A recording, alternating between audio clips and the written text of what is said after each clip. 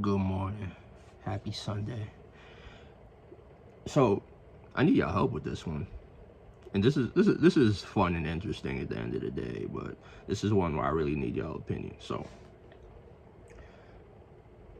throughout most of my life, going from middle school to now, me as a 32-year-old man, I've always found myself being under or in the favor of individuals who, I don't know, you want to call them thugs, goons, street individuals, gangsters, criminals, essentially. It's been something that started, in middle school, where the not, and I'm not just talking the bad kids, the misbehaved. I mean the kids that were they actually jumped off the porch and were doing bad shit. Now, me personally, I can't lie. In certain parts of my life, I kind of dabbled in that, but I never like fully got involved. I never fully got jumped into anything. Not really, at least. I'm not gonna talk too much on that, but I never really did any hardcore street stuff. Really ran actually with any dudes like that. I'm not a street guy. At the end of the day, is my point. I, for the most part, always stayed in school, always worked a job, an honest 9-to-5 job, never really got involved in that world, simply because, A, I'm anxious. This stress would literally kill me. I think it was White Boy Rick who made a point. He said, I think he said something to the effect of he's surprised that more, dealers don't have heart problems. And I had mentioned this before. I think I put it on my Instagram, Facebook story, and I was just saying, like, if you watch any of those, like, hustler shows, Power, BMF, Snowfall, Breaking Bad, etc., etc., that's a very stressful lifestyle. I don't think I could really handle that. But yeah, I digress. Now, I remember being in school, and kids that were like stereotypical bullies I didn't really get along with at all. Popular kids I didn't get along with. But like the kids that like very early on were like in that street life, I always got along with. They always respected me. They always showed me respect. Never fucked with me. Nothing like that. Going far as back as 7th grade.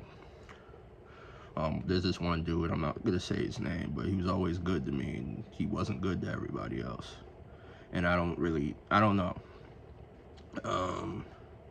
But he always was cool with me, always, like, some of my friends didn't like him.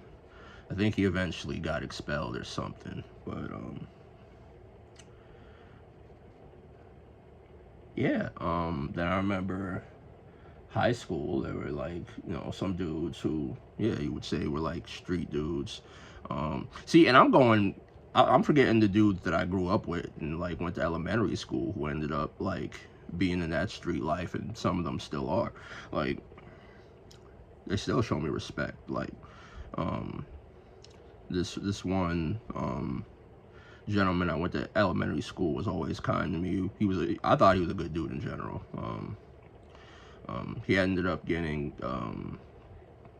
into a conflict with the police, and he lost his life. So God rest his soul. But very kind dude to me. Whenever I saw him, I had no idea he was even involved in that stuff. But until he lost his life. But yeah, dudes I went to elementary school with. Some of them, like, if I see him right now, it's all love. You feel me? And this was it all throughout my school career. Those were the types, like, even though we didn't like hang out or nothing, but they always, I just noticed, like, those were the friends I actually made. They happened to be like outcasts like me, misfits, And then, but those dudes were always very respectful and kind and friendly to me, street dudes. And it's carried over into, you know, college.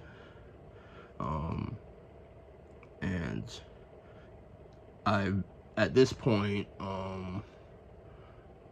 so for the past 4 years, 4.5 years, I've been working at a psychiatric hospital in a dual diagnosis unit. So that's patients with dual diagnosis, meaning mental health and substance abuse. And you meet a lot of guys that were in the prison system. Yeah, I've met all kinds. I've met 1% bikers, guys that, you know, ran with the mob, all different kinds of street guys, former smugglers and traffickers, like no lie, like a guy who used to smuggle on a plane and did like 20-25 years in the feds. GDs, Bloods.